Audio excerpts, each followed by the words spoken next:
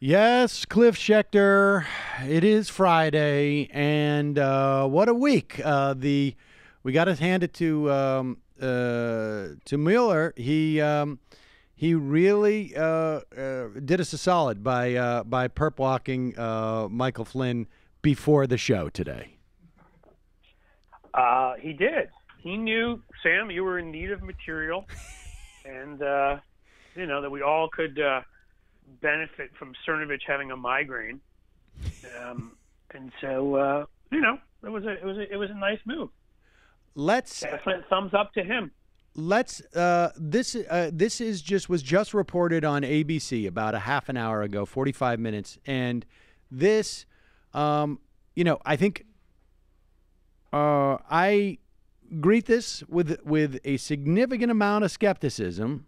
Because again, it's one of those things where I always wonder, like, why would we hear this now?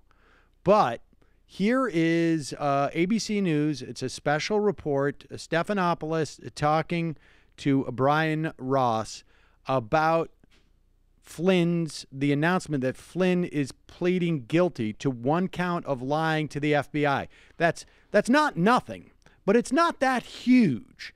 And it leads one to believe that maybe we're looking at the one part of the deal that Mueller has made with Flynn. But let's listen to Brian Ross. He has promised full cooperation to the Mueller team. He's prepared to testify, we are told by a confidant, against President Trump, against members of the Trump family, and others in the White House. He is prepared to testify that President Trump, as a candidate, Donald Trump, directed him to make contact with the Russians, which contradicts all that Donald Trump has said at this point. As well, we're told that Flynn made the decision to cooperate only in the last 24 hours, that he is distraught about the decision but feels he's doing the right thing for his country, that he was facing huge legal bills of more than $1 million, and that he said that finally he had to go ahead and do this for that reason. He expects to put his house on the market. He is facing serious financial problems. I guess. Can I start off by laughing at, like, he felt it was the right thing to do for the country. He's facing serious financial problems. Yes, that's true. I know the country is distraught over his financial issues. Well, that's true. I really do appreciate his making us all feel a little better that by doing this, he'll be financially in better shape. Yes, and I guess to sum up what the situation that Flynn finds himself in, as he stated at the Republican convention, I guess he ended up doing a tenth of what Hillary did. As he reminded us that had he done that, he would be frog marched and ribbit. That he would be locked up, ribbit. And then he led the chant and lock her up. That's right. That she had seriously, as I remember him saying, seriously undermined the country's national security. But let's for a moment just talk about this, because the idea. I mean, it's certainly look. Let me just start with why I am a little bit skeptical about this. This is not coming. Just so I understand, which part of what is it that you're skeptical about? I am a little skeptical about what Brian Ross said he heard from a confidant, and that's the way he called it, a confidant, that Flynn was going to testify that Trump ordered him to make contact with the Russians. And I just, that must be coming from the defense attorneys. And it would be surprising to me. It's either came from the defense attorneys or it came from somebody who is just spinning it, right? Like, there's a quality of this where you get the sense that if somebody, because look, if he's coming in there and they've made a deal, you only need to plead guilty to lying to the FBI. All the other stuff we're going to put on the back burner as long as you testify. So we're going to cut you. You know, we've pled you down. Yeah.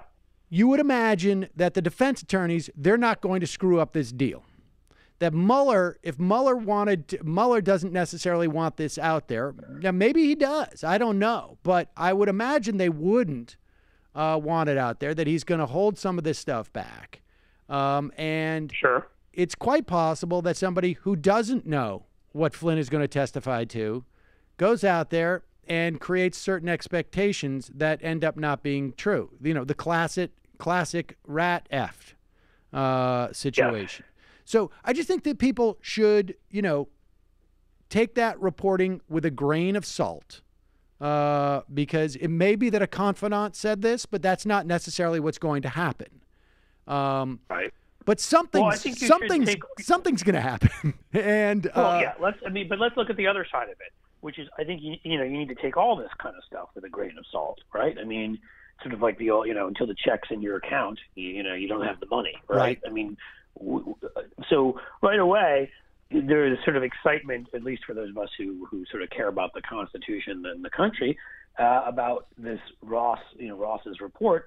But I think you have to also look at the context of how all this, of how we are where we are.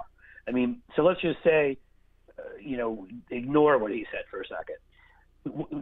We know a ton of stuff about Michael Flynn. It literally more has come out, this whole thing with these nuclear, reactors in the Middle East that he illegally was negotiating. The situation with Turkey, where apparently he was going to rendition somebody out of the country. What was the other one? The Russian cybersecurity firm he lied about was consulting for.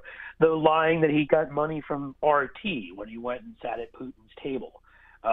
They have him on so much stuff, quite clearly, that for this to be the only charge.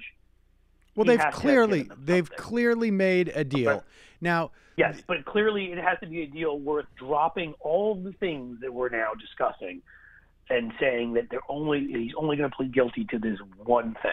And what we do know is they also, which was reported again, and take it all with a grain of salt, but I've always believed this whole time about the Russian stuff is that like I do with anything else, where there's a ton of smoke, right? There tends to be some fire. Well, you've got his son who worked with him, who was involved in all of this stuff, and there were reports in the mainstream media about 2 weeks ago that they had enough to indict his son. Michael Flynn's son. Michael Flynn's son. Michael Flynn's son. Right. So you add that in alongside the fact that he's not being indicted on any of these other things, with the thing with Turkey and the cybersecurity firm and the RT and all these other things that he has been caught up in. And and then I look at people I know who work in both intelligence and as prosecutors, and I've seen what they've written. I've talked to them, and you'd have to be crazy at this point not to think that he's given them something pretty serious. So we'll find out what that is. But he doesn't walk away with just one charge after all the stuff he's done, and his son apparently walk away with nothing, at least so far, unless he's given them something sufficient to do that.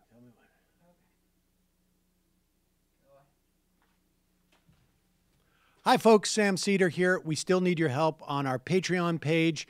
YouTube ads have come back, but not nearly as much as we had before. So if you can help us out, any little bit helps. Head over to our Patreon page right at this URL, and you'll help us keep helping you by making videos